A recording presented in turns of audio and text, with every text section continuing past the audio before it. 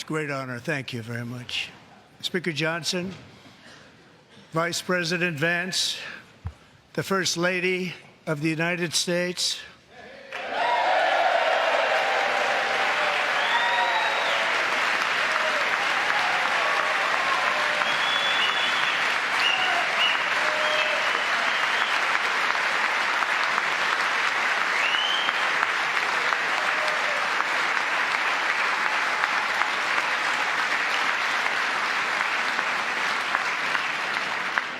members of the United States Congress, thank you very much. And to my fellow citizens, America is back.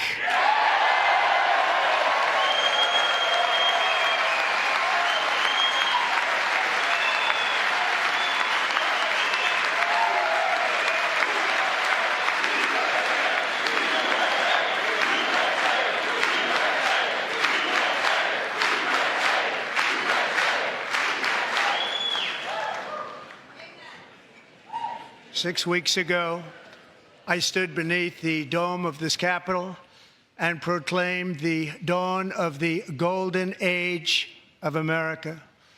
From that moment on, it has been nothing but swift and unrelenting action to usher in the greatest and most successful era in the history of our country. We have accomplished more in 43 days than most administrations accomplished in 4 years or 8 years, and we are just getting started.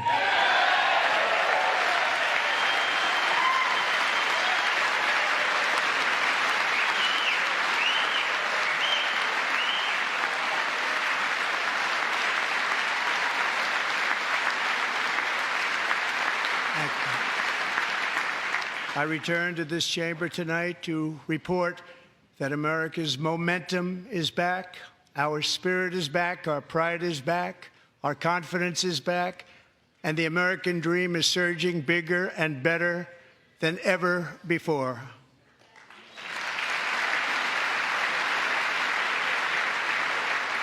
The American dream is unstoppable, and our country is on the verge of a comeback, the likes of which the world has never witnessed and perhaps will never witness again.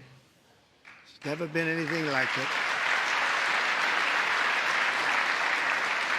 The presidential election of November 5th was a mandate like has not been seen in many decades.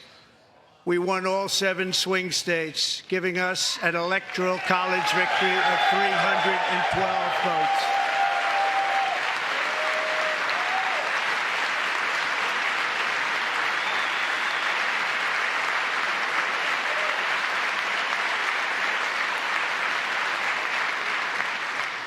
We won the popular vote by big numbers and won counties in our country.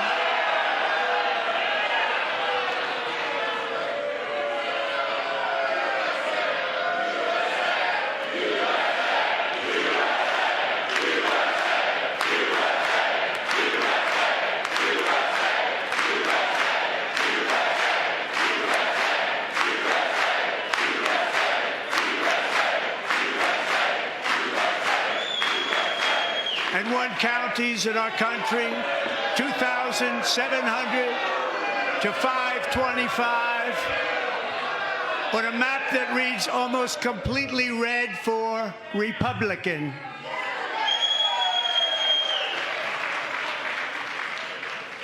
Now, for the first time in modern history, more Americans believe that our country is headed in the right direction than the wrong direction. In fact, it's an astonishing record, 27-point swing, the most ever.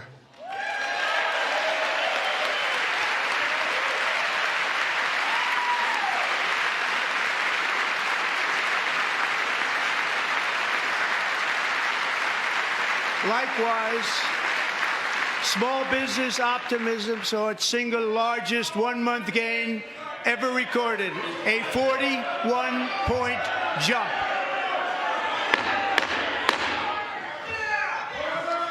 Members are directed to uphold and maintain decorum in the House and to cease any further disruptions. That's your warning.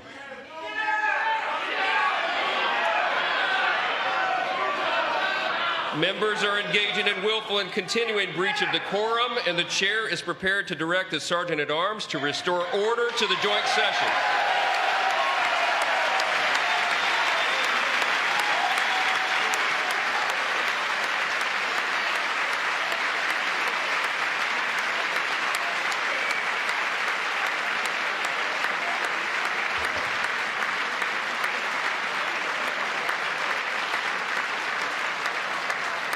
Mr. Green, take your seat. Take your seat, sir. Take your seat. Finding that members continue to engage in willful and concerted disruption of proper decorum, the chair now directs the Sergeant-at-Arms to restore order. Remove this gentleman from the chamber.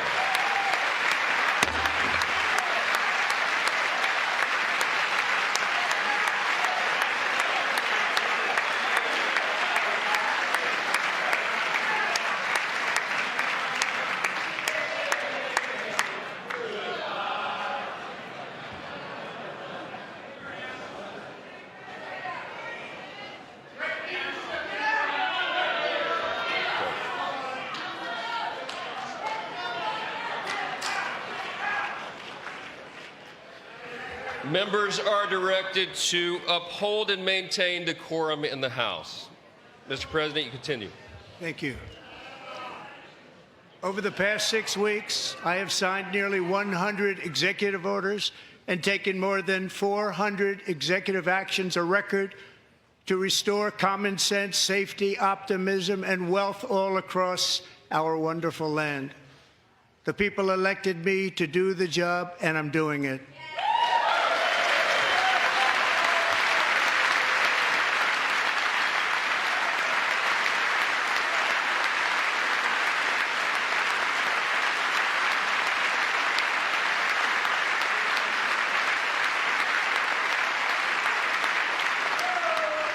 In fact, it has been stated by many that the first month of our presidency, it's our presidency, is the most successful in the history of our nation. By many.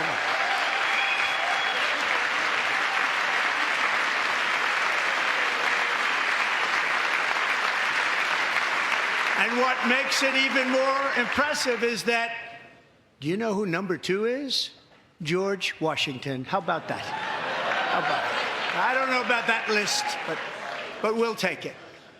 Within hours of taking the oath of office, I declared a national emergency on our southern border, and I deployed the U.S. military and Border Patrol to repel the invasion of our country. And what a job they've done. As a result, illegal border crossings last month were by far the lowest ever recorded, ever.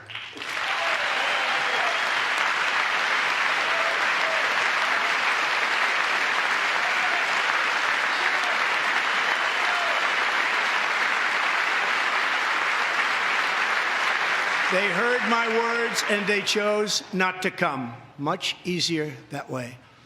In comparison, under Joe Biden, the worst president in American history, there were hundreds of thousands of illegal crossings a month, and virtually all of them, including murderers, drug dealers, gang members, and people from mental institutions and insane asylums, were released into our country. Who would want to do that?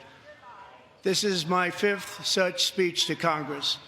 And once again, I look at the Democrats in front of me, and I realize there is absolutely nothing I can say to make them happy or to make them stand or smile or applaud. Nothing I can do. I could find a cure to the most devastating disease, a disease that would wipe out entire nations, or announce the answers to the greatest economy in history, or the stoppage of crime to the lowest levels ever recorded.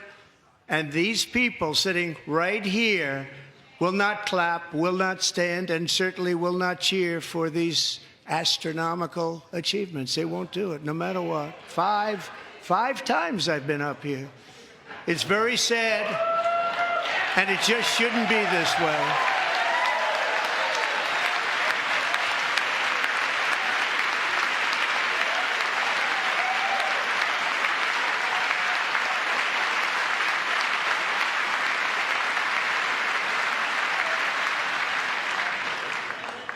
So Democrats sitting before me, for just this one night, why not join us in celebrating so many incredible wins for America? For the good of our nation, let's work together and let's truly make America great again.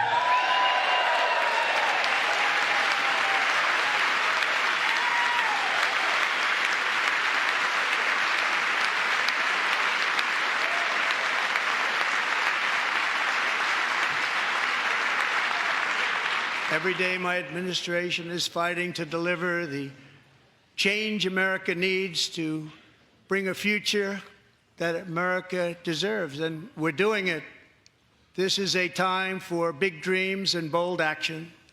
Upon taking office, I imposed an immediate freeze on all federal hiring, a freeze on all new federal regulations, and a freeze on all foreign aid.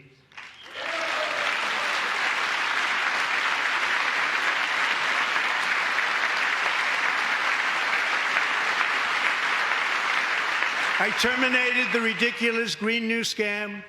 I withdrew from the unfair Paris Climate Accord, which was costing us trillions of dollars that other countries were not paying. I withdrew from the corrupt World Health Organization.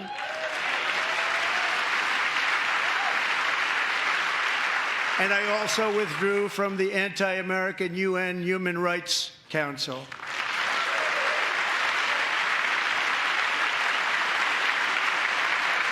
We ended all of Biden's environmental restrictions that were making our country far less safe and totally unaffordable.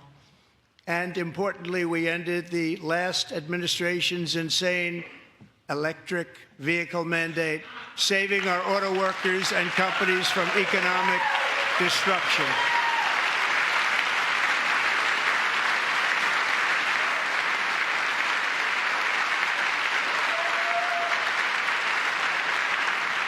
To unshackle our economy, I have directed that for every one new regulation, 10 old regulations must be eliminated, just like I did in my very successful first term.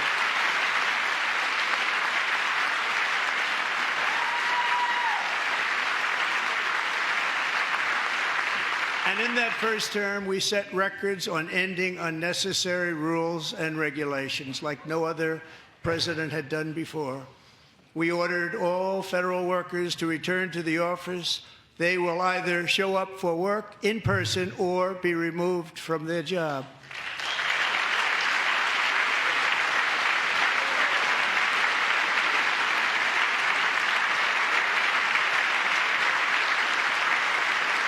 And we have ended weaponized government where, as an example, a sitting president is allowed to viciously prosecute his political opponent, like me. How did that work out? Not too good. Not too good.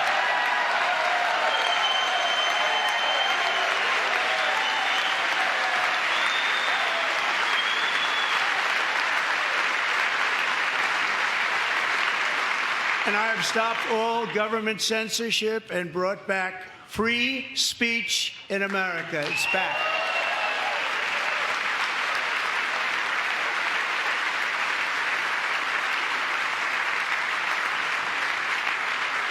And 2 days ago, I signed an order making English the official language of the United States of America.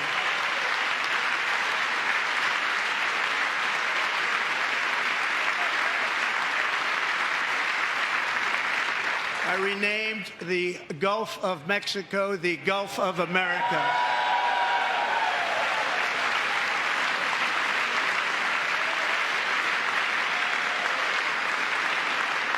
And likewise, I renamed, for a great president, William McKinley, Mount McKinley again. Beautiful Alaska. We love Alaska. We've ended the tyranny of so-called diversity, equity, and inclusion policies all across the entire federal government and indeed the private sector and our military. and our country will be woke no longer.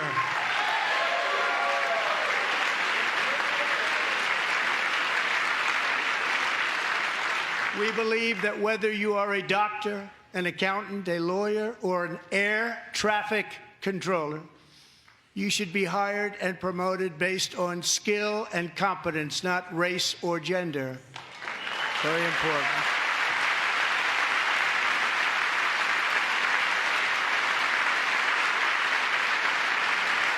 You should be hired based on merit. And the Supreme Court, in a brave and very powerful decision, has allowed us to do so. Thank you. Thank you very much. Thank you. We have removed the poison of critical race theory from our public schools, and I signed an order making it the official policy of the United States government that there are only two genders, male and female.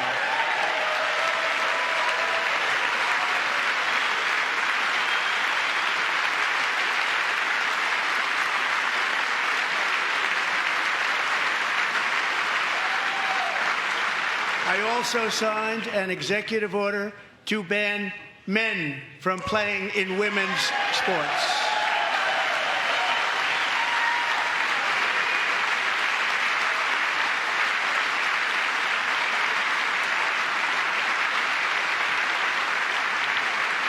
Three years ago, Peyton McNabb was an all-star high school athlete, one of the best, preparing for a future in college sports.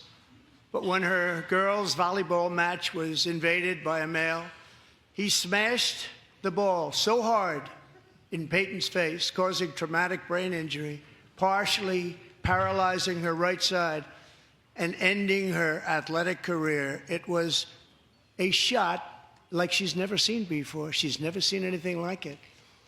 Peyton is here tonight in the gallery, and Peyton, from now on, schools will kick the men off the girls' team, or they will lose all federal funding.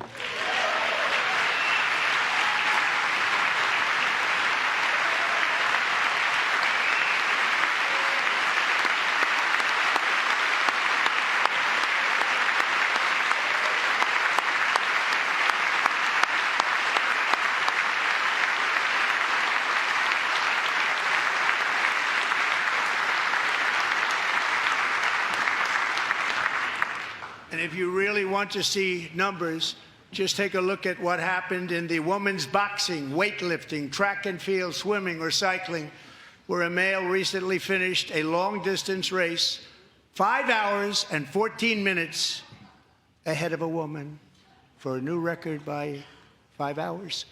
Broke the record by 5 hours. It's demeaning for women, and it's very bad for our country. We're not going to put up with it any longer.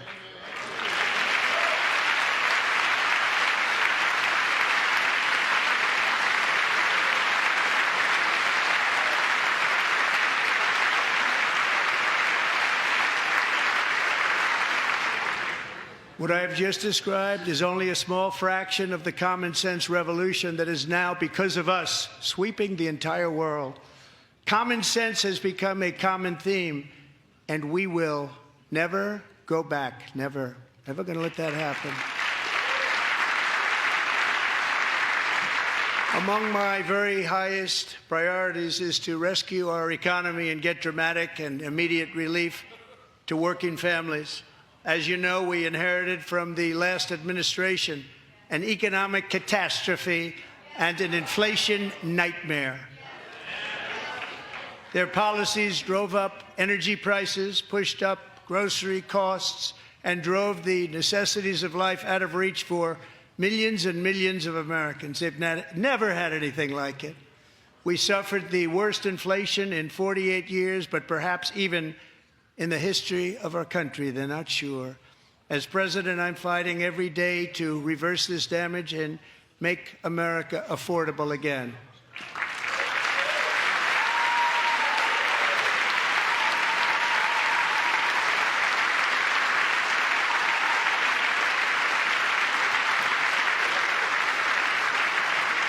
Joe Biden especially let the price of eggs get out of control. The egg price is out of control, and we're working hard to get it back down. Secretary, do a good job on that. You inherited a total mess from the previous administration. Do a good job.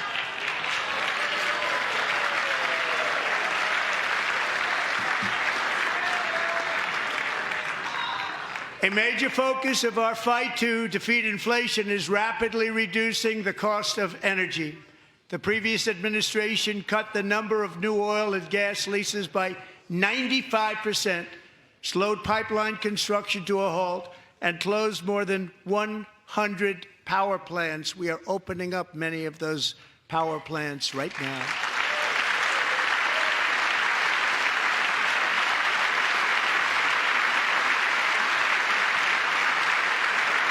And frankly, we have never seen anything like it.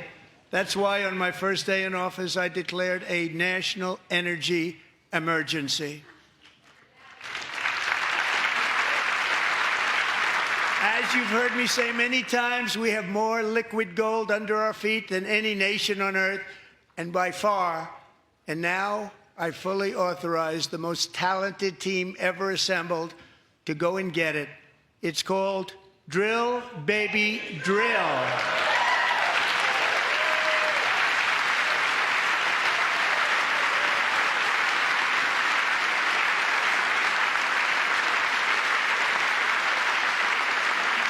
My administration is also working on a gigantic natural gas pipeline in Alaska, among the largest in the world, where Japan, South Korea, and other nations want to be our partner with investments of trillions of dollars each. There's never been anything like that one. It will be truly spectacular. It's all set to go. The permitting is gotten. And later this week, I will also take historic action to dramatically expand production of critical minerals and rare earths here in the USA.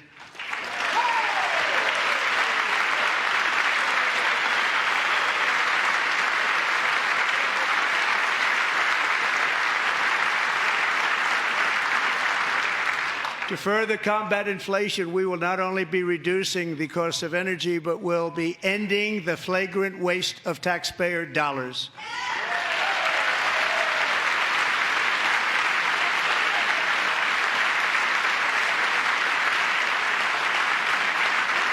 And to that end, I have created the brand new Department of Government Efficiency, DOGE. Perhaps you've heard of it. Perhaps.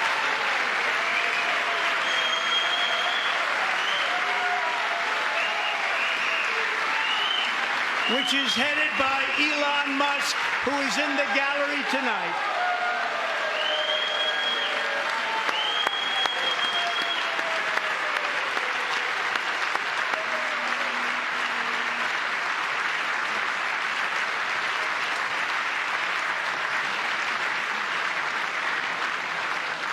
Thank you, Elon. He's working very hard. He didn't need this. He didn't need this.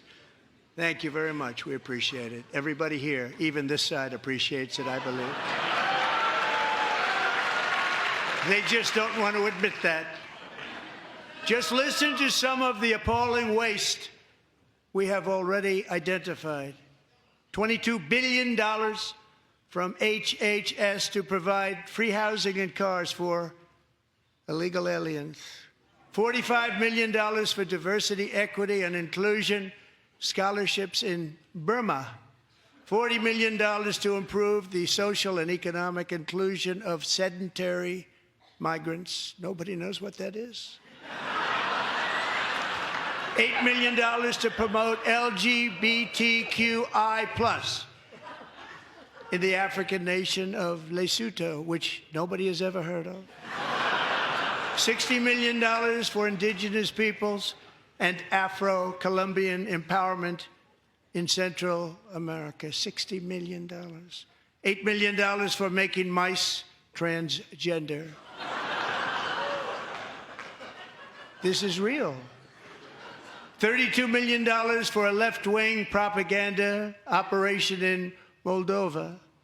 $10 million for male circumcision in Mozambique. $20 million for the Arab Sesame Street in the Middle East. It's a program, $20 million for a program. $1.9 billion to recently created Decarbonization of Homes Committee, headed up, and we know she's involved. Just at the last moment, the money was passed over by a woman named Stacey Abrams. Have you ever heard of her? A $3.5 million consulting contract for lavish fish monitoring. $1.5 million for voter confidence in Liberia. $14 million for social cohesion in Mali. $59 million for illegal alien hotel rooms in New York City. He's a real estate developer. He's done very well. $250,000 to increase vegan local climate action innovation in Zambia. $42 million for social and behavior change in Uganda. $14 million for improving public procurement in Serbia. $47 million for improving learning outcomes in Asia. Asia's doing very well with learning. We know what we're doing. We should use it ourselves. And $101 million for DEI contracts at the Department of Education. The most ever paid, nothing even like it. Under the Trump administration, all of these scams, and they're far worse, but I didn't think it was appropriate to talk about them. They're so bad. Many more have been found out and exposed and swiftly terminated by a group of very intelligent, mostly young people, headed up by Elon, and we appreciate it. We found hundreds of billions of dollars of fraud.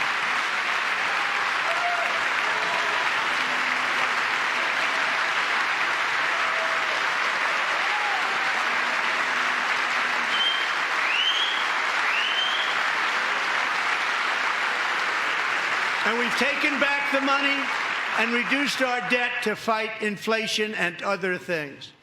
Taken back a lot of that money. We got it just in time. This is just the beginning. The Government Accountability Office, a federal government office, has estimated annual fraud of over $500 billion in our nation, and we are working very hard to stop it. We're going to.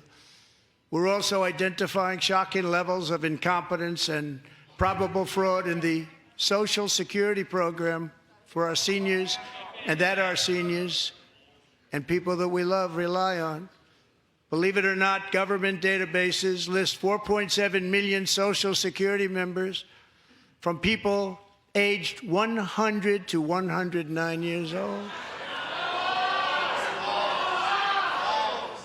It lists 3.6 million people from ages 110 to 119. I don't know any of them. I know some people that are rather elderly, but not quite that elderly. 3.47 million people from ages 120 to 129. 3.9 million people from ages 130 to 139. 3.5 million people from ages 140 to 149. And money is being paid to many of them, and we're searching right now. In fact, Pam, good luck. Good luck. You're going to find it. But a lot of money is paid out to people because it just keeps getting paid, and nobody does, and it really hurts Social Security and hurts our country. 1.3 million people from ages 150 to 159, and over 130,000 people, according to the Social Security databases, are age over 160 years old. We have a healthier country than I thought, Bobby.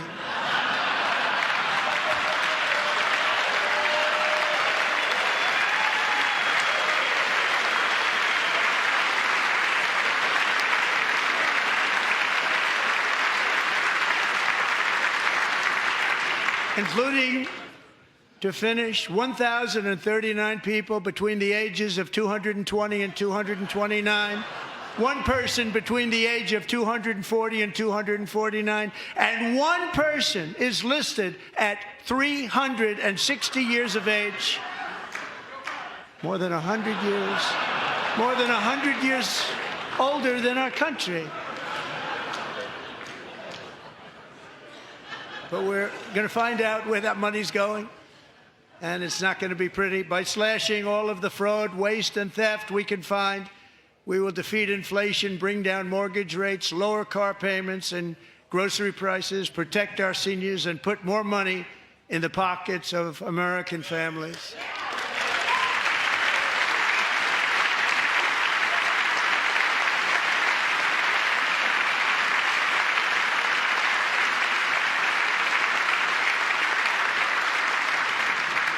And today, interest rates took a beautiful drop, big, beautiful drop. It's about time. And in the near future, I want to do what has not been done in 24 years, balance the federal budget. We're going to balance it.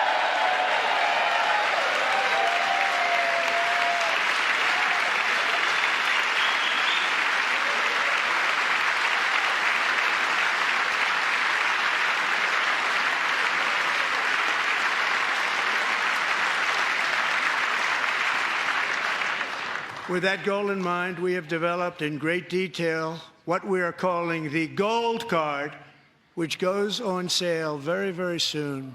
For $5 million, we will allow the most successful job-creating people from all over the world to buy a path to U.S. citizenship. It's like the green card, but better and more sophisticated. And these people will have to pay tax in our country. They won't have to pay tax from where they came. The money that they've made, you wouldn't want to do that, but they have to pay tax, create jobs. They'll also be taking people out of colleges and paying for them so that we can keep them in our country instead of having them being forced out. Number one, at the top school, as an example, being forced out and not being allowed to stay and create tremendous numbers of jobs and great success for a company out there. So while we take out the criminals, killers, traffickers, and child predators who are allowed to enter our country under the open border policy of these people, the Democrats, the Biden administration, the open border insane policies that you've allowed to destroy our country, we will now bring in brilliant, hardworking, job-creating people. They're going to pay a lot of money, and we're going to reduce our debt with that money.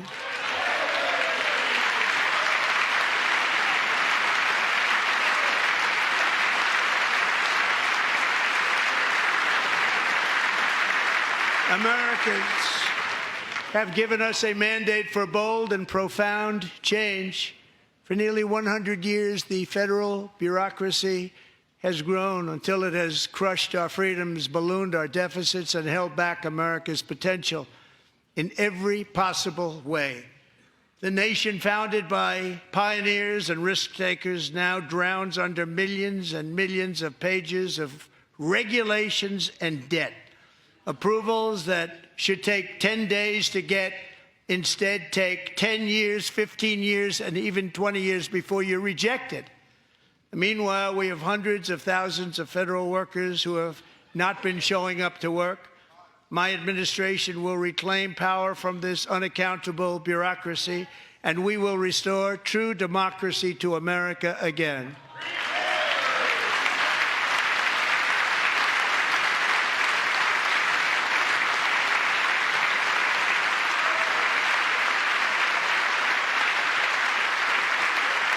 And any federal bureaucrat who resists this change will be removed from office immediately. Because we are draining the swamp. It's very simple. And the days of rule by unelected bureaucrats are over.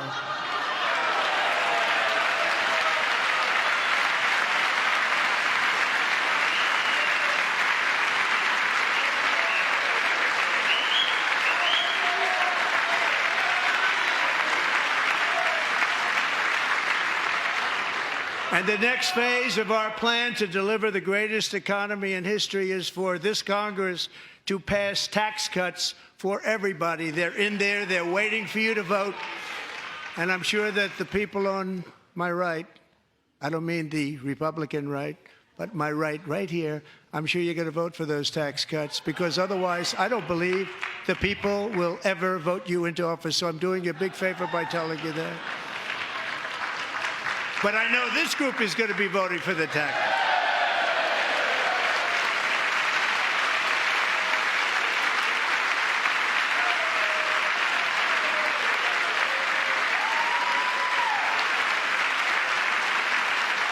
Thank you.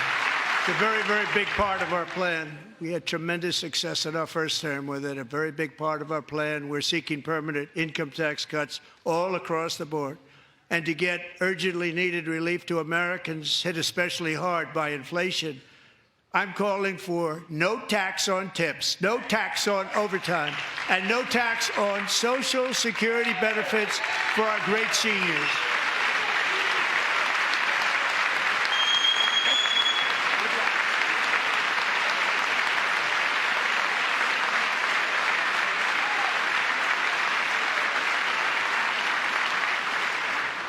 And I also want to make interest payments on car loans tax deductible, but only if the car is made in America.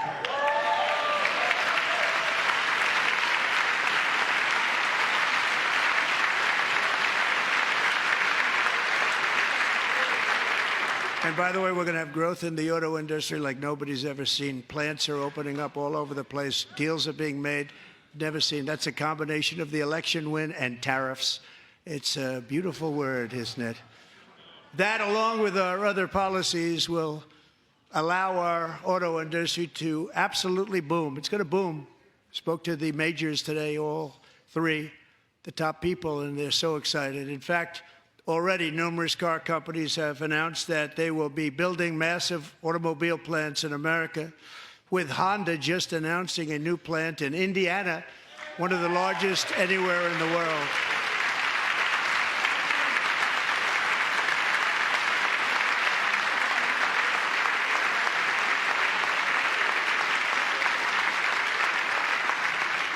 And this has taken place since our great victory on November 5th, a date which will hopefully go down as one of the most important in the history of our country.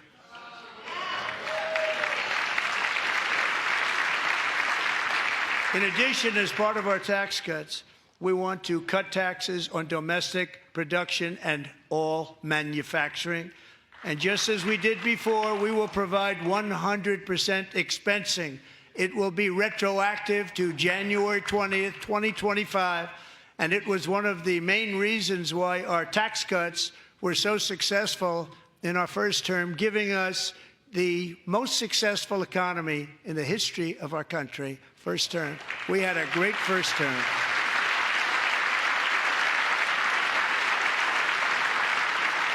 If you don't make your product in America, however, under the Trump administration, you will pay a tariff, and in some cases, a rather large one. Other countries have used tariffs against us for decades, and now it's our turn to start using them against those other countries. On average, the European Union, China, Brazil, India, Mexico, and Canada, have you heard of them? And countless other nations charge us tremendously higher tariffs than we charge them. It's very unfair. India charges us auto tariffs higher than 100%. China's average tariff on our products is twice what we charge them. And South Korea's average tariff is 4 times higher. Think of that, 4 times higher. And we give so much help militarily and in so many other ways to South Korea, but that's what happens. This is happening by friend and foe.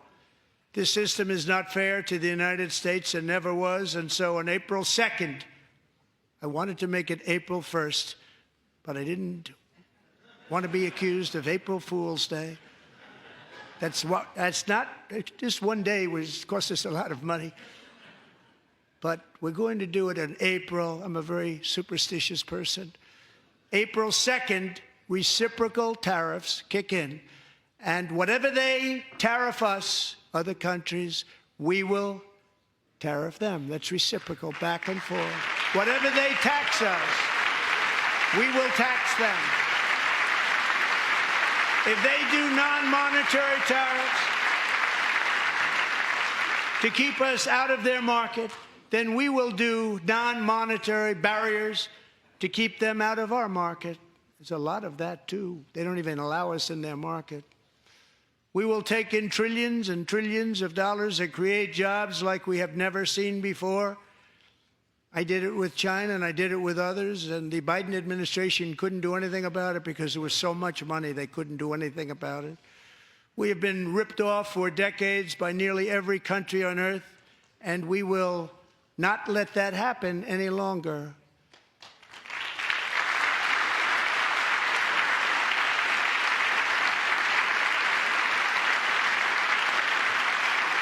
Much has been said over the last 3 months about Mexico and Canada, but we have very large deficits with both of them. But even more importantly, they've allowed fentanyl to come into our country at levels never seen before, killing hundreds of thousands of our citizens and many very young, beautiful people, destroying families. Nobody's ever seen anything like it.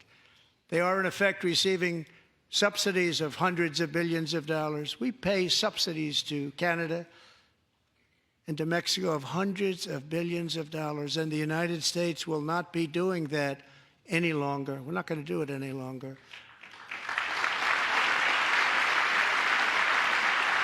Thanks to our America First policies we're putting into place, we have had $1.7 trillion of new investment in America in just the past few weeks. The combination of the election and our economic policies that people of SoftBank, one of the most brilliant anywhere in the world, announced a $200 billion investment. OpenAI and Oracle, Larry Ellison, announced $500 billion investment, which they wouldn't have done if Kamala had won. Apple announced $500 billion investment. Tim Cook called me. He said, I cannot spend it fast enough. It's going to be much higher than that, I believe. They'll be building their plants here instead of in China. And just yesterday, Taiwan Semiconductor, the biggest in the world, most powerful in the world, has a tremendous amount, 97% of the market, announced a $165 billion investment to build the most powerful chips on earth right here in the USA.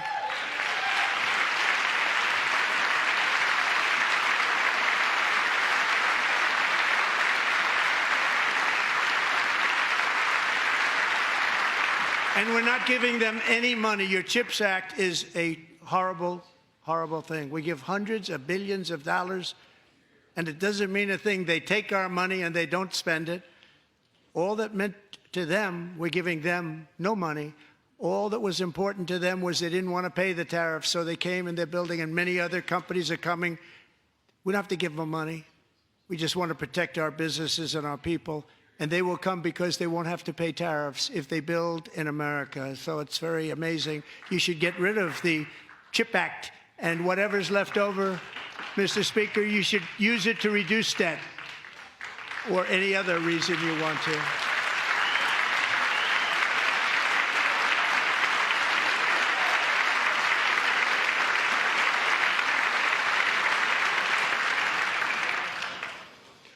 Our new trade policy will also be great for the American farmer. I love the farmer,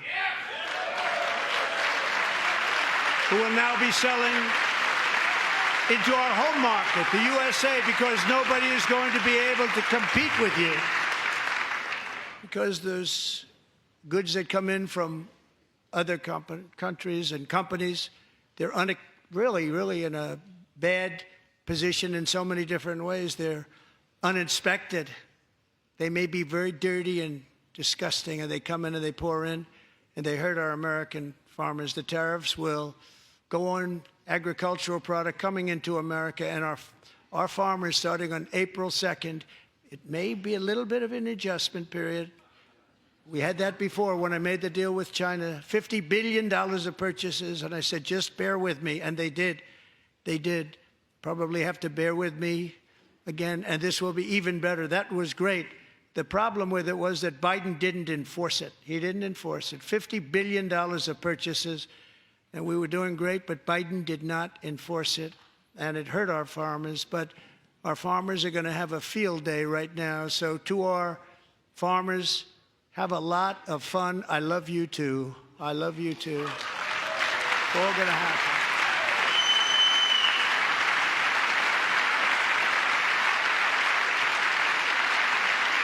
And I have also imposed a 25% tariff on foreign aluminum, copper, lumber, and steel, because if we don't have, as an example, steel and lots of other things, we don't have a military, and frankly, we just won't have a country very long. Here today is a proud American steelworker, fantastic person from Decatur, Alabama, Jeff Denard. Has been working at the same steel plant for 27 years in a job that has allowed him to serve as the captain of his local volunteer fire department, raise 7 children with his beautiful wife, Nicole, and over the years provide a loving home for more than 40 foster children. So great, Jeff.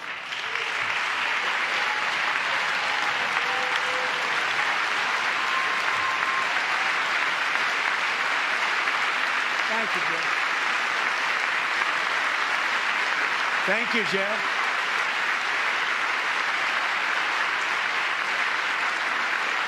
Stories like Jeff's remind us that tariffs are not just about protecting American jobs. They're about protecting the soul of our country. Tariffs are about making America rich again and making America great again, and it's happening, and it will happen rather quickly. There'll be a little disturbance, but we're okay with that. It won't be much. No, you're not. Oh. And look where Biden took us, very low, the lowest we've ever been. Jeff, I want to thank you very much. And I also want to recognize another person who has devoted herself to foster care community. She works so hard on it. A very loving person, our magnificent First Lady of the United States.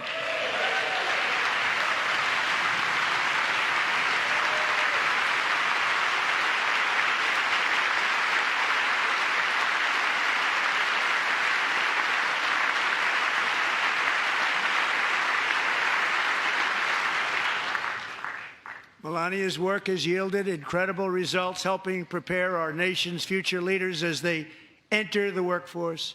Our First Lady is joined by 2 impressive young women, very impressive. Haley Ferguson, who benefited from the First Lady's Fostering the Future initiative and is poised to complete her education and become a teacher. And Elliston Berry, who became a victim of an illicit deepfake image produced by a peer. With Elliston's help, the Senate just passed the Take It Down Act, and this is so important. Thank you very much, John. John Thune, thank you. Stand up, John. Thank you, John.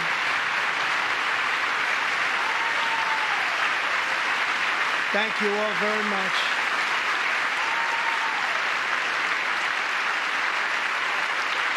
Thank you. And thank you to John Thune and the Senate. Great job. To criminalize the publication of such images online is a terrible, terrible thing. And once it passes the House, I look forward to signing that bill into law. Thank you. And I'm going to use that bill for myself, too, if you don't mind. Because nobody gets treated worse than I do online. Nobody. That's great. Thank you very much to the Senate. Thank you. But if we truly care about protecting Americans' children, no step is more crucial than securing America's borders. Over the past 4 years, 21 million people poured into the United States. Many of them were murderers, human traffickers, gang members, and other criminals from the streets of dangerous cities all throughout the world. Because of Joe Biden's insane and very dangerous open border policies, they are now strongly embedded in our country, but we are getting them out and getting them out fast.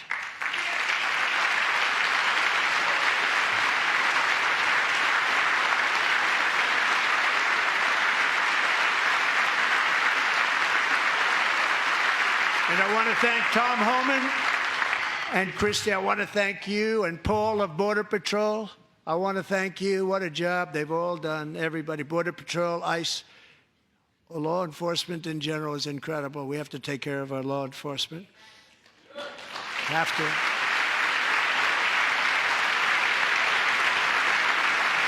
Last year, a brilliant 22-year-old nursing student named Laken Riley, the best in her class, admired by everybody, went out for a jog on the campus of the University of Georgia. That morning, Laken was viciously attacked, assaulted, beaten, brutalized, and horrifically murdered.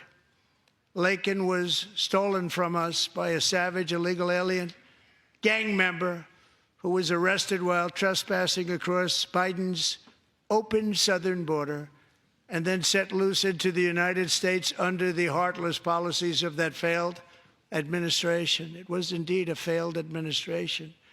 He had then been arrested and released in a Democrat-run sanctuary city, a disaster, before ending the life of this beautiful young angel. With us this evening are Laken's beloved mother, Allison, and her sister, Lauren.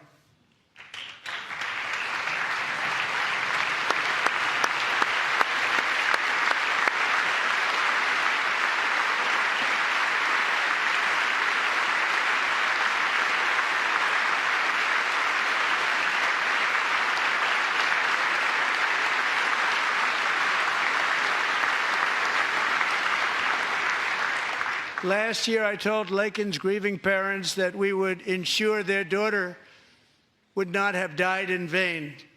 That's why the very first bill I signed into law as your 47th president mandates the detention of all dangerous criminal aliens who threaten public safety. It's a very strong, powerful act.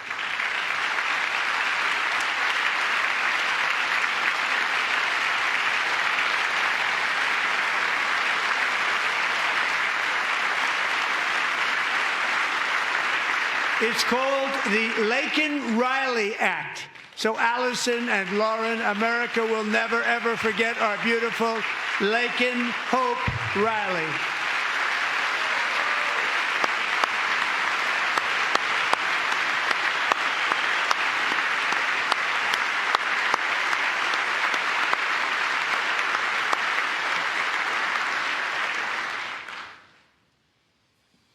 Thank you very much.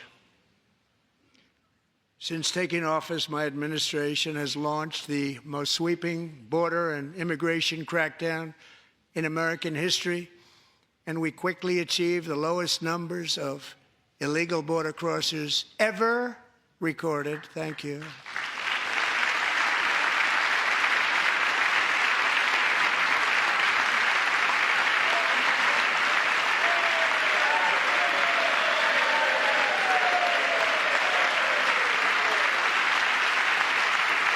The media and our friends in the Democrat Party kept saying we needed new legislation. We must have legislation to secure the border. But it turned out that all we really needed was a new president.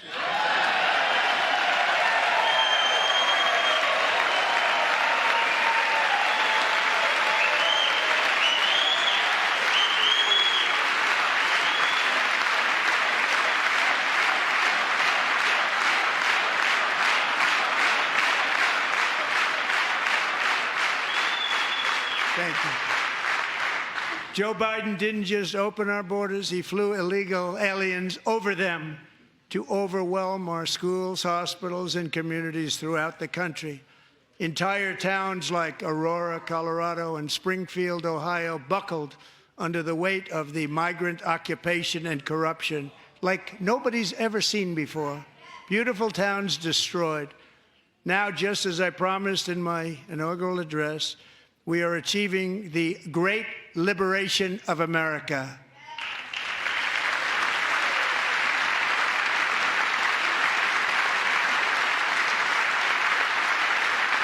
But there still is much work to be done. Here tonight is a woman I have gotten to know Alexis Nungary from Houston. Wonderful woman. Last June, Alexis's 12-year-old daughter, her precious Jocelyn, walked to a nearby convenience store.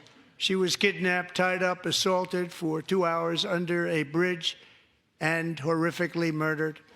Arrested and charged with this heinous crime are 2 illegal alien monsters from Venezuela, released into America by the last administration through their ridiculous open border.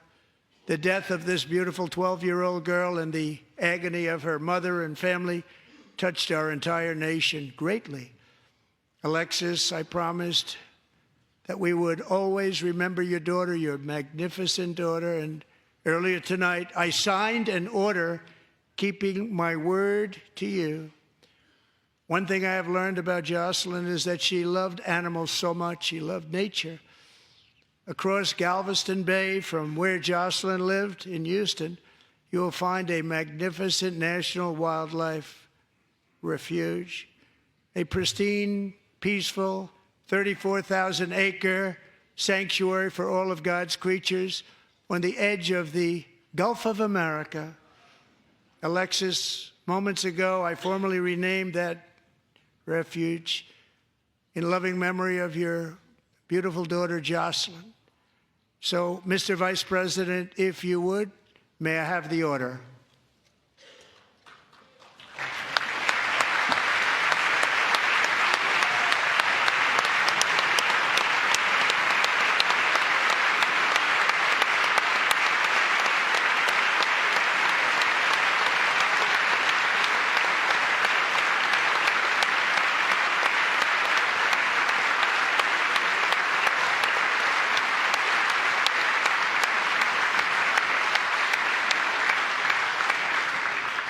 Thank you very much. All 3 savages charged with Jocelyn and Lakin's murders were members of the Venezuelan prison gang, the toughest gang, they say, in the world, known as Tren de Aragua. 2 weeks ago, I officially designated this gang, along with MS-13 and the bloodthirsty Mexican drug cartels, as foreign terrorist organizations.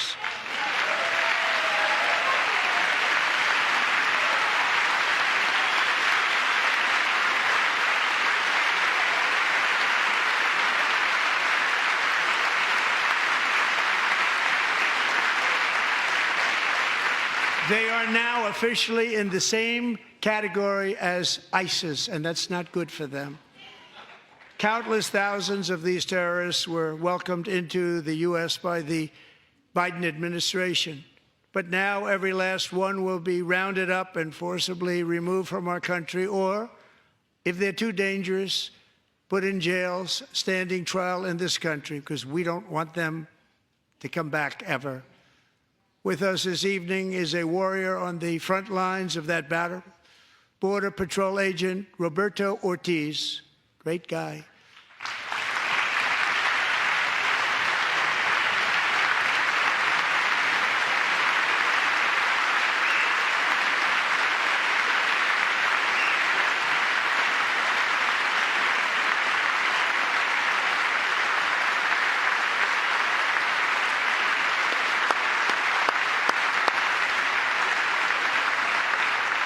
In January, Roberto and another agent were patrolling by the Rio Grande near an area known as Cartel Island. Doesn't sound too nice to me.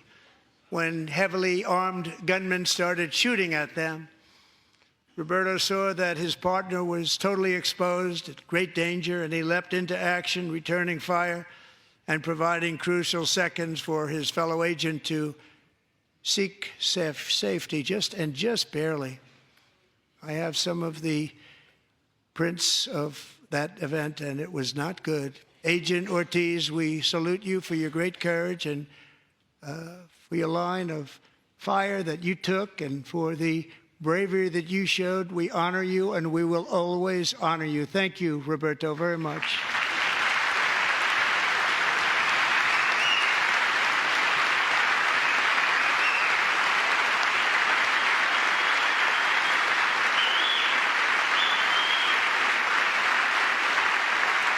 Thank you, Roberta. And I actually got to know him on my many calls to the border. He's a great, great gentleman. The territory to the immediate south of our border is now dominated entirely by criminal cartels that murder, rape, torture, and exercise total control. They have total control over a whole nation, posing a grave threat to our national security. The cartels are waging war in America, and it's time for America to wage war on the cartels, which we are doing.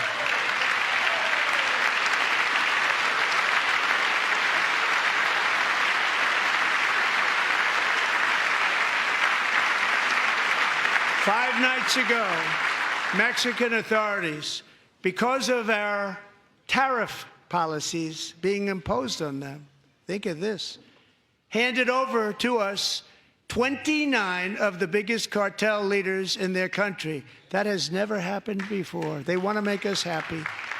First time ever.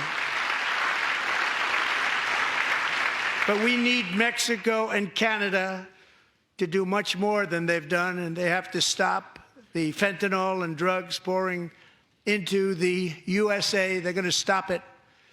I have sent Congress a detailed funding request laying out exactly how we will eliminate these threats to protect our homeland and complete the largest deportation operation in American history, larger even than current record holder President Dwight D. Eisenhower, a moderate man, but someone who believed very strongly in borders.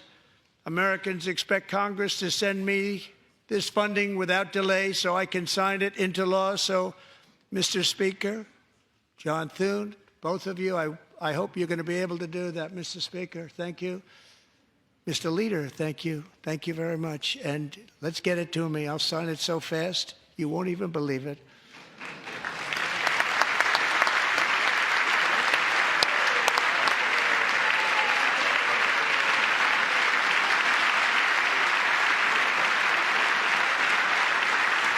And as we reclaim our sovereignty, we must also bring back law and order to our cities and towns.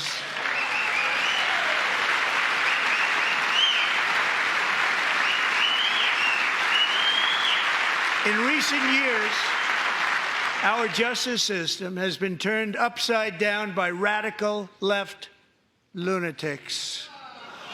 Many jurisdictions virtually ceased enforcing the law against dangerous repeat offenders while weaponizing law enforcement against political opponents like me. My administration has acted swiftly and decisively to restore fair, equal, and impartial justice under the constitutional rule of law, starting at the FBI and the DOJ. Pam, good luck. Cash, wherever you may be, good luck. Good luck. Pam Bondi. Good luck. So important. Going to do a great job. Cash, thank you. Thank you, Cash.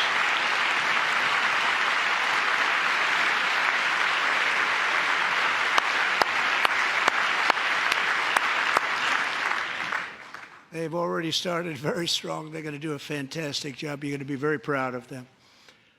We're also once again giving our police officers the support, protection, and respect they so dearly deserve. They have to get it. They have such a hard, dangerous job, but we're going to make it less dangerous. The problem is the bad guys don't respect the law, but they're starting to respect it, and they soon will respect it. This also includes our great fire departments throughout the country. Our firemen and women are unbelievable people, and we'll never forget them. And besides that, they voted for me in record numbers, so I have no choice.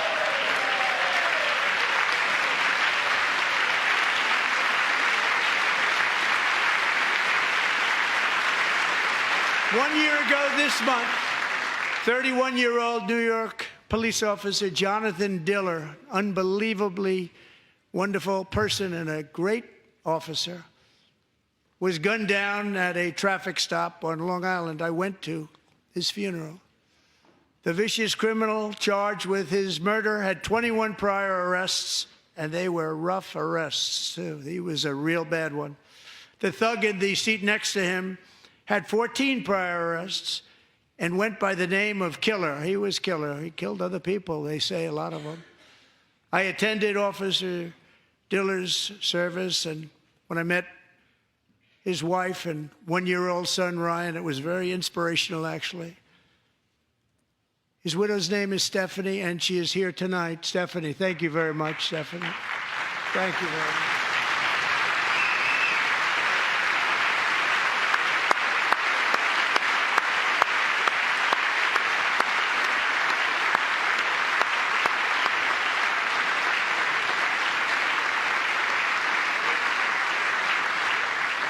Stephanie, we're going to make sure that Ryan knows his dad was a true hero, New York's finest, and we're going to get these cold-blooded killers and repeat offenders off our streets, and we're going to do it fast. Got to stop it. They get out with 28 arrests. They push people into subway trains. They hit people over the head, back of the head with baseball bats. We got to get them out of here. I've already signed an executive order requiring a mandatory death penalty for anyone who murders a police officer, and tonight I'm asking Congress to pass that policy into permanent law.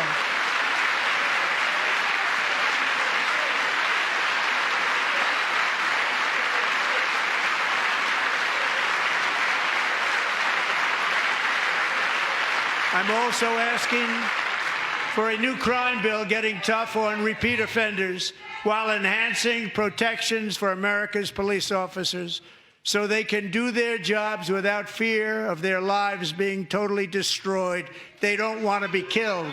We're not going to let them be killed. Joining us in the gallery tonight is a young man who truly loves our police. His name is DJ Daniel. He is 13 years old, and he has always dreamed of becoming a police officer.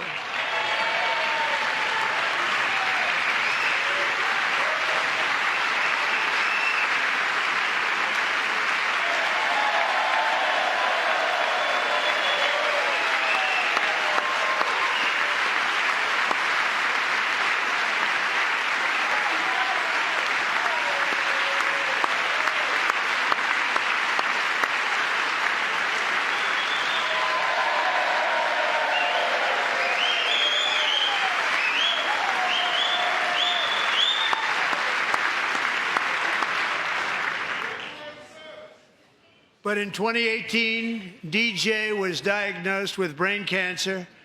The doctors gave him 5 months at most to live.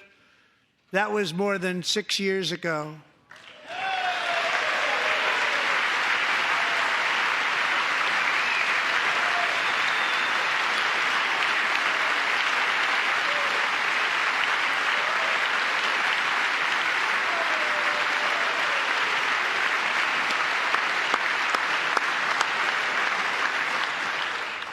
Since that time, DJ and his dad have been on a quest to make his dream come true, and DJ has been sworn in as an honorary law enforcement officer, actually a number of times. The police love him, the police departments love him.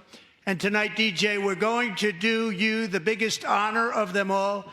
I am asking our new Secret Service Director, Sean Curran, to officially make you an agent of the United States Secret Service.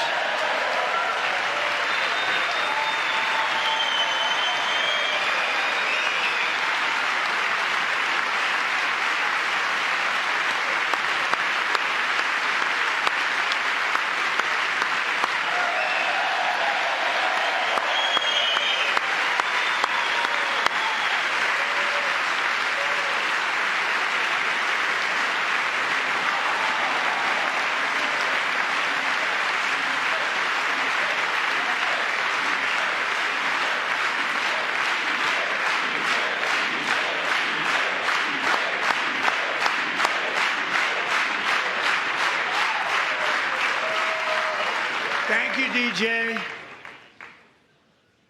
DJ's doctors believe his cancer likely came from a chemical he was exposed to when he was younger.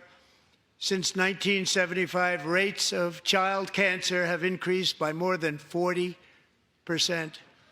Reversing this trend is one of the top priorities for our new Presidential Commission to Make America Healthy Again, chaired by our new Secretary of Health and Human Services, Robert F. Kennedy, Jr.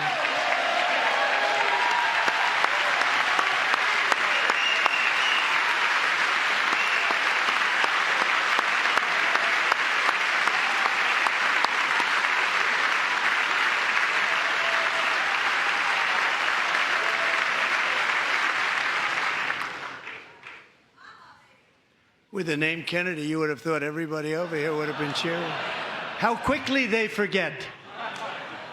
Our goal is to get toxins out of our environment, poisons out of our food supply, and keep our children healthy and strong. As an example, not long ago, and you can't even believe these numbers, 1 in 10,000 children had autism, 1 in 10,000. And now it's 1 in 36.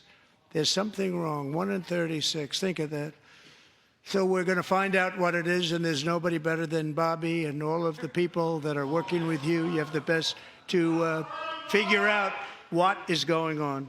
Okay, Bobby? Good luck. It's a very important job. Thank you.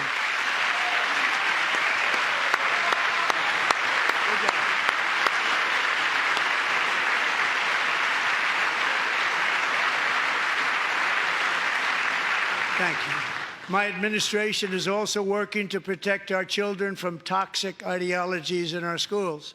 A few years ago, January Littlejohn and her husband discovered that their daughter's school had secretly socially transitioned their 13-year-old little girl.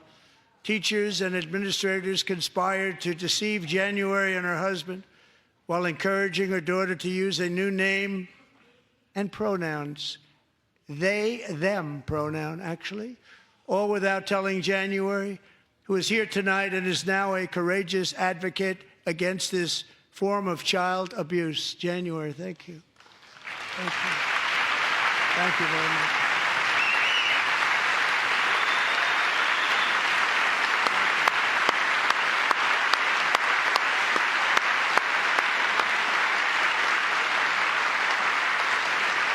Thank you. Stories like this are why, shortly after taking office, I signed an executive order banning public schools from indoctrinating our children with transgender ideology.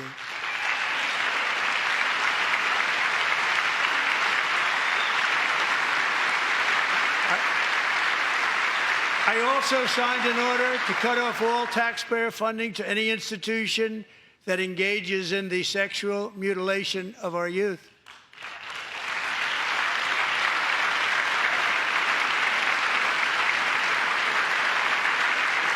And now I want Congress to pass a bill permanently banning and criminalizing sex changes on children and forever ending the lie that any child is trapped in the wrong body. This is a big lie.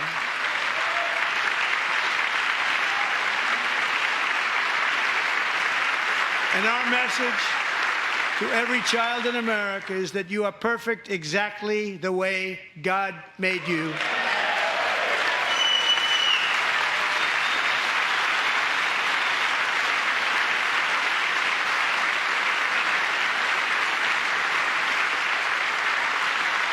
Because we're getting wokeness out of our schools and out of our military, and it's already out, and it's out of our society. We don't want it. Wokeness is trouble. Wokeness is bad. It's gone. It's gone. And we feel so much better for it, don't we? Don't we feel better? Our service members won't be activists and ideologues. They will be fighters and warriors. They will fight for our country. And Pete, congratulations. Secretary of Defense, congratulations.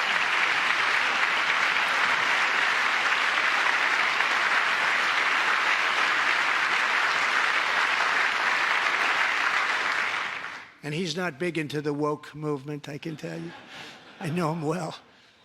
I am pleased to report that in January, the U.S. Army had its single best recruiting month in 15 years and that all armed services are having among the best recruiting results ever in the history of our services. What a difference.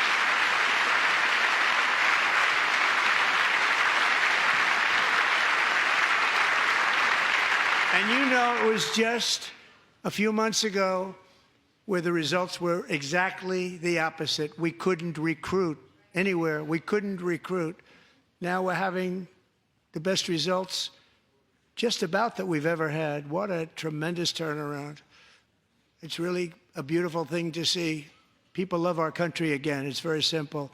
They love our country, and they love being in our military again. So it's a great thing, and thank you very much. Great job. Thank you.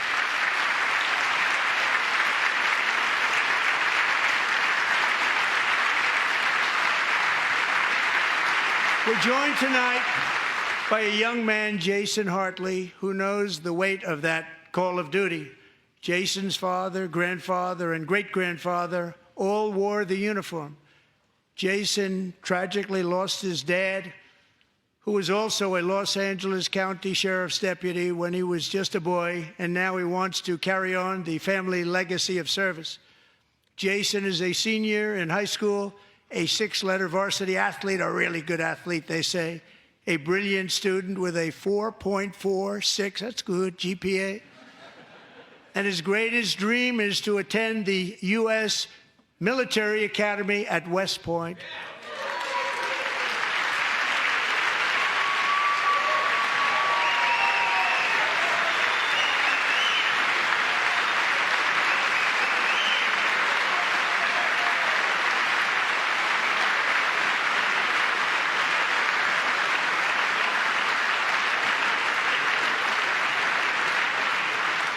And Jason, that's a very big deal getting in. That's a hard one to get into. But I'm pleased to inform you that your application has been accepted.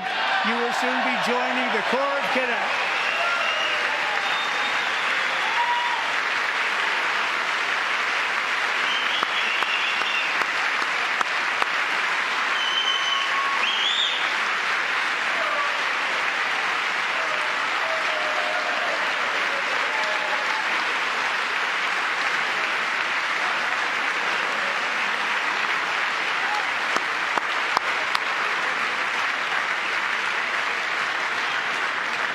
Thank you. Jason, you're going to be on the long gray line, Jason. As Commander-in-Chief, my focus is on building the most powerful military of the future.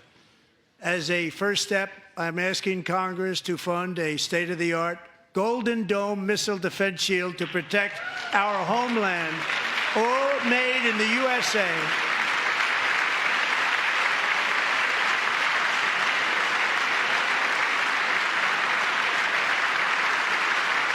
And Ronald Reagan wanted to do it long ago, but the technology just wasn't there, not even close. But now we have the technology. It's incredible, actually. And other places, they have it. Israel has it. Other places have it. And the United States should have it too, right, Tim, right? They should have it too. So I want to thank you. But it's a very, very important. This is a very dangerous world. We should have it. We want to be protected, and we're going to protect our citizens like never before. To boost our defense industrial base, we are also going to resurrect the American shipbuilding industry, including commercial shipbuilding and military shipbuilding.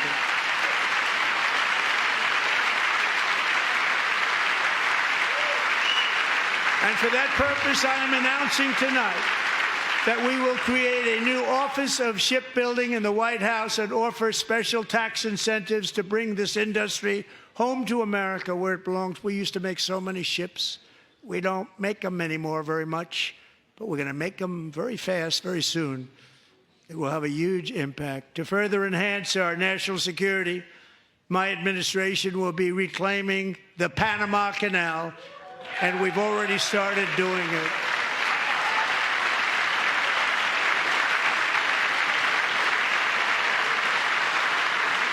Just today, a large American company announced they are buying both ports around the Panama Canal and lots of other things having to do with the Panama Canal and a couple of other canals. The Panama Canal was built by Americans for Americans, not for others, but others could use it. But it was built at tremendous cost of American blood and treasure. 38,000 workers died building the Panama Canal. They died of malaria. They died of snake bites and mosquitoes. Not a nice place to work. They paid them very highly to go there, knowing there was a 25% chance that they would die. The most expensive project also that was ever built in our country's history, if you bring it up to modern day costs. It was given away by the Carter administration for $1, but that agreement has been violated very severely. We didn't give it to China. We gave it to Panama, and we're taking it back.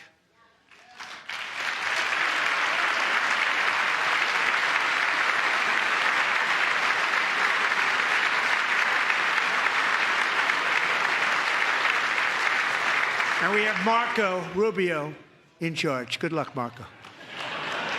Now, we know who to blame if anything goes wrong. Marco's been amazing, and he's going to do a great job. Think of it. He got 100 votes. You know, he was approved with actually 99, but the 100th was this gentleman, and I feel very certain. So let's assume he got 100 votes. And I'm either very, very happy about that or I'm very concerned about it. But he's already proven. I mean, he's a great gentleman. He's respected by everybody, and we appreciate you voting for Marco. He's going to do a fantastic job. Thank you. Thank you. He's doing a great job. Great job. And I also have a message tonight for the incredible people of Greenland. We strongly support your right to determine your own future. And if you choose, we welcome you into the United States of America. We need Greenland for national security and even international security, and we're working with everybody involved to try and get it. But we need it really for international world security. And I think we're going to get it. One way or the other, we're going to get it. We will keep you safe. We will make you rich, and together we will take Greenland to heights like you have never thought possible before. It's a very small population, but very, very large piece of land and very, very important for military security. America is once again standing strong against the forces of radical Islamic terrorism. 3.5 years ago, ISIS terrorists killed 13 American service members and countless others in the Abbey Gate bombing during the disastrous and incompetent withdrawal from Afghanistan. Not that they were withdrawing, it was the way they withdrew. Perhaps the most embarrassing moment in the history of our country. Tonight, I am pleased to announce that we have just apprehended the top terrorist responsible for that atrocity, and he is right now on his way here to face the swift sword of American justice.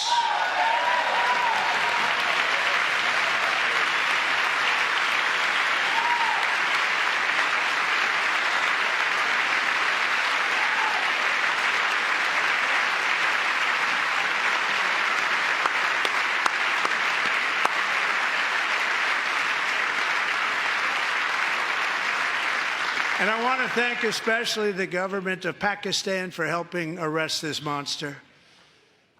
This was a very momentous day for those 13 families who I actually got to know very well, most of them, whose children were murdered, and the many people that were so badly, over 42 people, so badly injured on that fateful day in Afghanistan. What a horrible day. Such incompetence was shown that when Putin saw what happened, I guess he said, wow, maybe this is my chance. That's how bad it was. Should have never happened. Grossly incompetent people.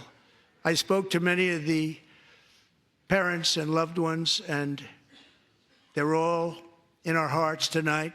Just spoke to them on the phone. We had a big call. Every one of them called, and everybody was on the line, and they did nothing but cry with happiness. They were very happy, as happy as you can be under those circumstances. Their child brother, sister, son, daughter was killed for no reason whatsoever. In the Middle East, we're bringing back our hostages from Gaza. In my first term, we achieved one of the most groundbreaking peace agreements in generations, the Abraham Accords.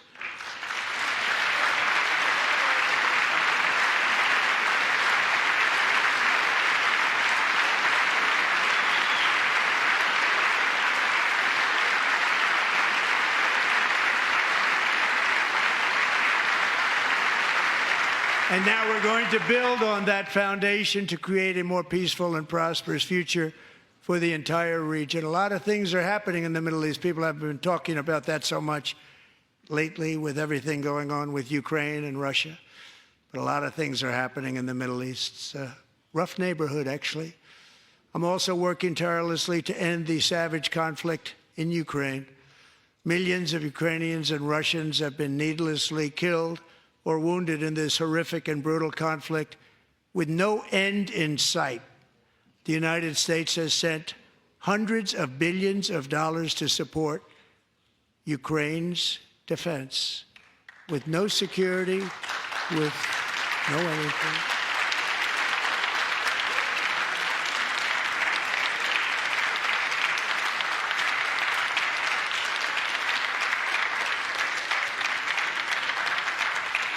Do you want to keep it going for another 5 years? Yeah, you would say Pocahontas says yes.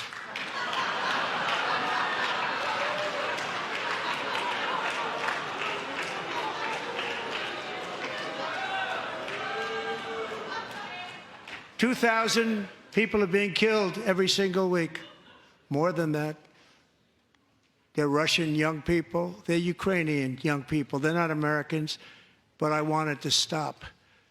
Meanwhile, Europe has sadly spent more money buying Russian oil and gas than they have spent on defending Ukraine, by far. Think of that.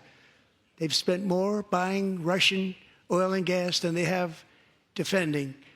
And we've spent perhaps $350 billion, like taking candy from a baby. That's what happened. And they've spent $100 billion. What a difference that is. And we have an ocean separating us, and they don't. But we're getting along very well with them, and lots of good things are happening. Biden has authorized more money in this fight than Europe has spent, by billions and billions of dollars. It's hard to believe that they wouldn't have stopped it and said at some point, come on, let's equalize. You got to be equal to us. But that didn't happen. Earlier today, I received an important letter from President Zelensky of Ukraine. The letter reads, "Ukraine is ready to come to the negotiating table as soon as possible to bring lasting peace closer. Nobody wants peace more than the Ukrainians," he said. "My team and I stand ready to work under President Trump's strong leadership to get a peace that lasts. We do really value how much America has done to help Ukraine maintain its sovereignty and independence. Regarding the agreement on minerals and security, Ukraine is ready to sign it at any time that is convenient for you." I appreciate that he sent this letter, just got it a little while ago. Simultaneously, we've had serious discussions with Russia and have received strong signals that they are ready for peace. Wouldn't that be beautiful? Wouldn't that be beautiful?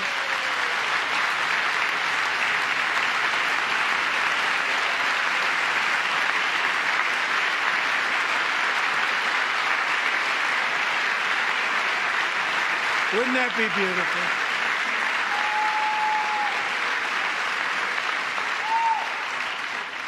It's time to stop this madness. It's time to halt the killing. It's time to end this senseless war. If you want to end wars, you have to talk to both sides.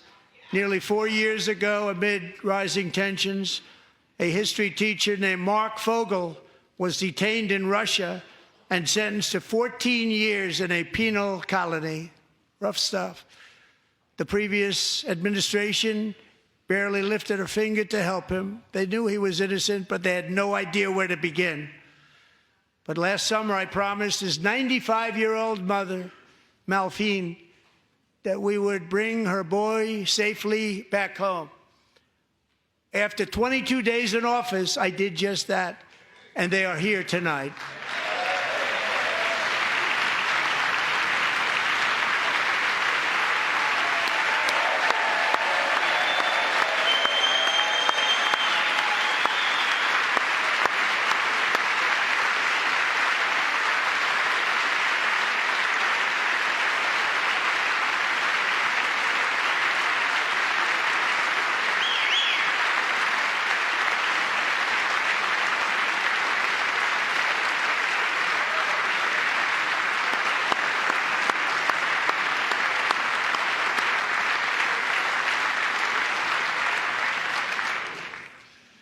To Mark and his great mom, we are delighted to have you safe and sound and with us.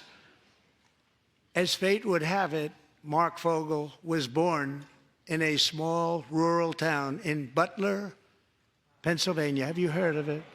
Where his mother has lived for the past 78 years. I just happened to go there last July 13th for a rally.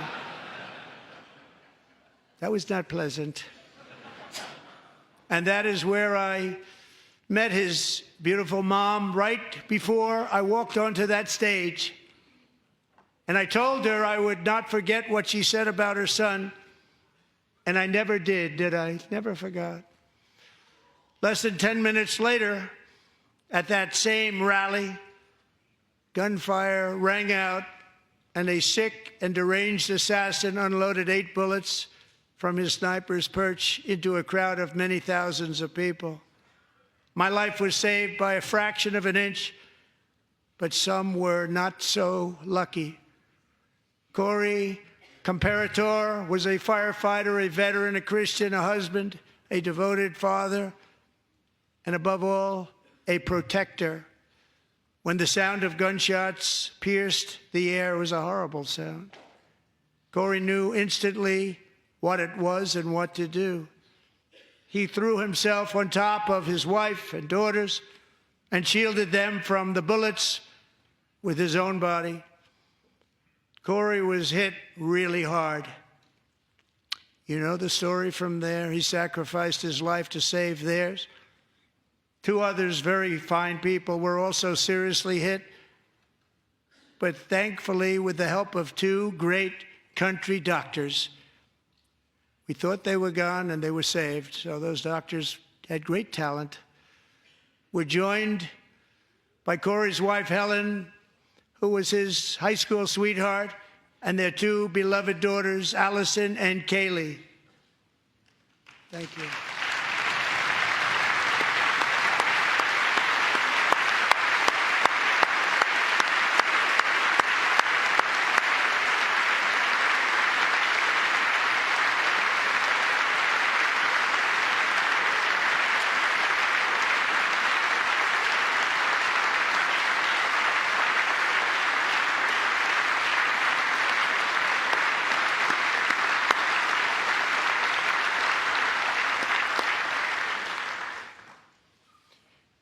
To Helen, Allison, and Kaylee, Corey is looking down on his 3 beautiful ladies right now, and he is cheering you on. He loves you. He is cheering you on. Corey was taken from us much too soon, but his destiny was to leave us all with a shining example of the selfless devotion of a true American patriot. It was love like Corey's that built our country, and it's love like Corey's that is going to make our country more majestic than ever before. I believe that my life was saved that day in Butler for a very good reason. I was saved by God to make America great again. I believe that. Thank you. Thank you.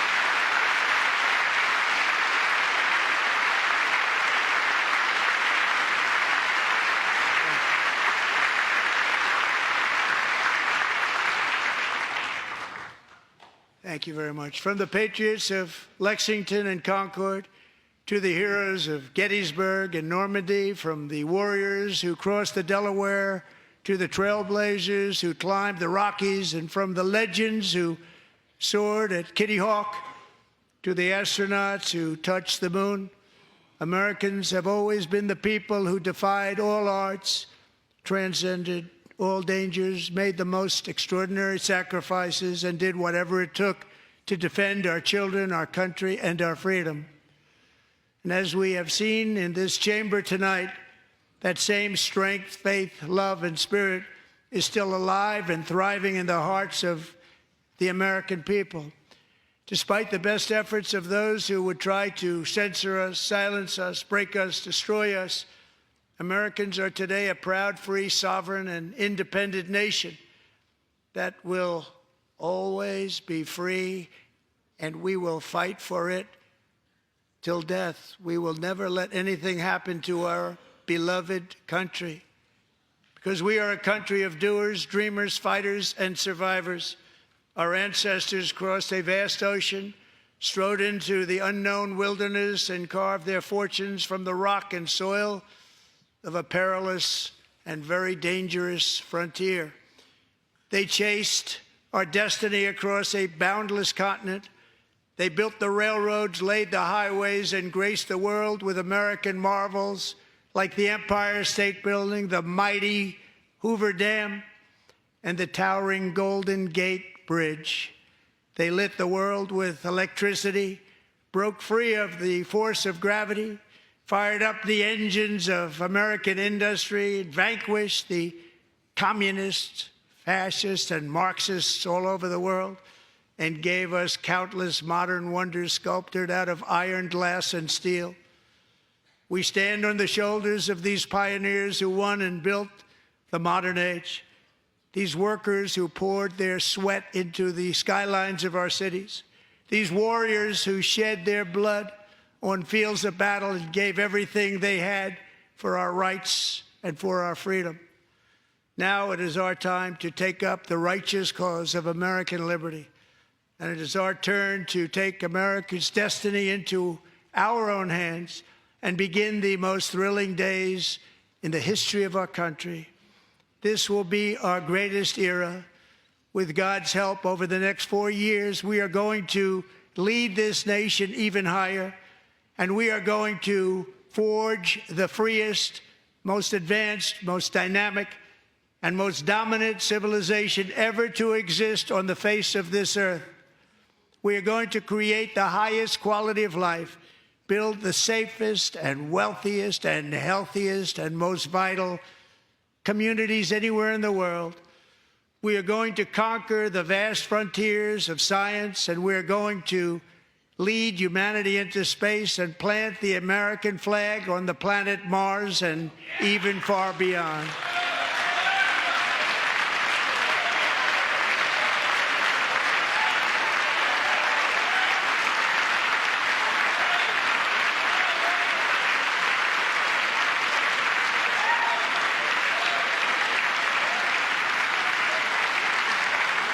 And through it all, we are going to rediscover the unstoppable power of the American spirit.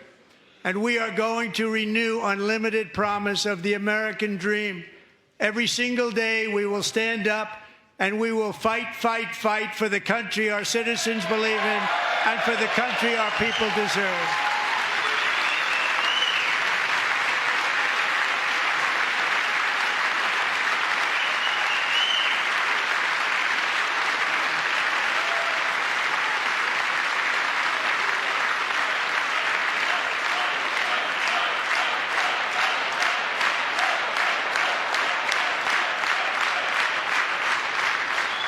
My fellow Americans, get ready for an incredible future, because the golden age of America has only just begun.